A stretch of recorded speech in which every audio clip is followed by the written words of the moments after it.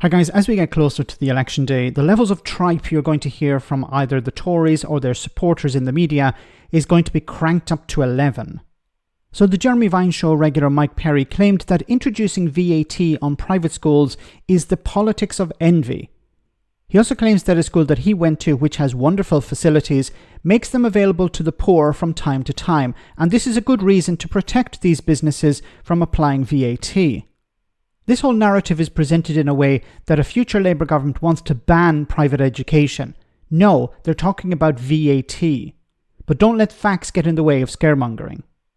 Mike, where do you stand when it comes to VAT on private schools? I think it'll be an absolute tragedy if we smash up the independent school sector in this country, because it is revered around the world and it produces great results, OK? I think it's the politics of envy. I can't understand why they want to do it. I went to the King's School Chester, right?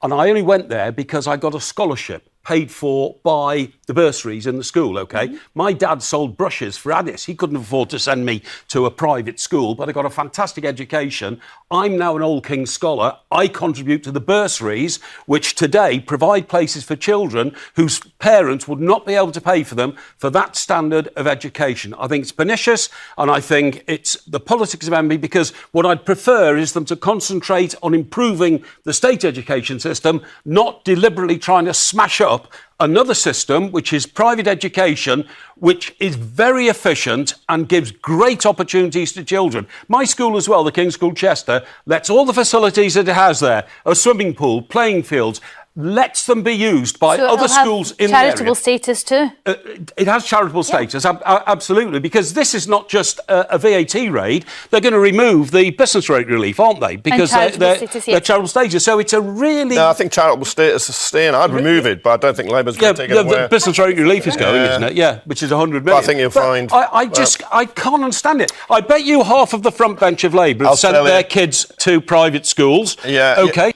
Oh my goodness, OK. This is beyond ridiculous.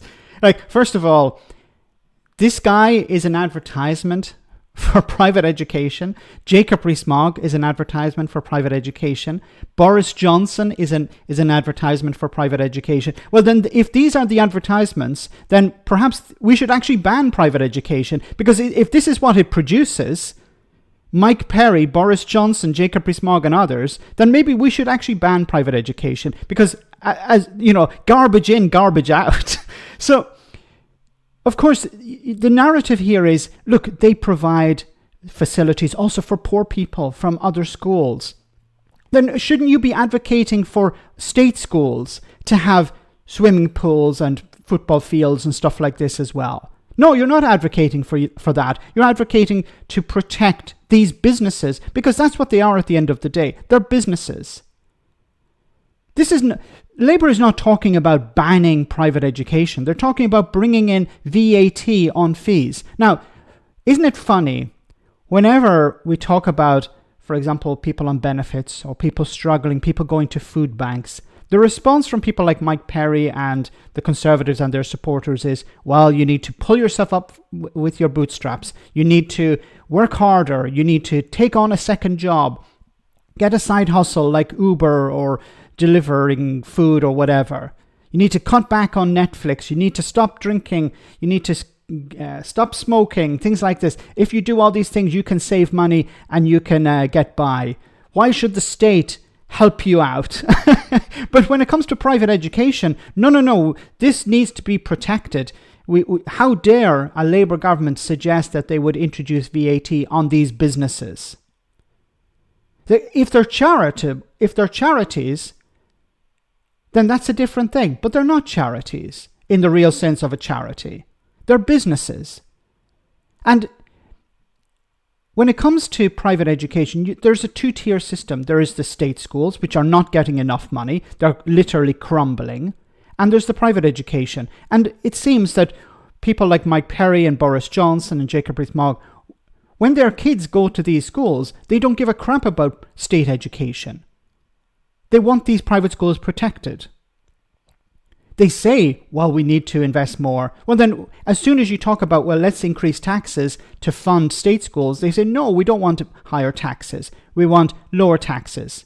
So on the one hand, they're saying, well, the problem is not the private schools, the problem is the state schools. They need to have more investment. Okay, then put your money where your mouth is. Do you support higher taxes to increase funding for education? No, we don't.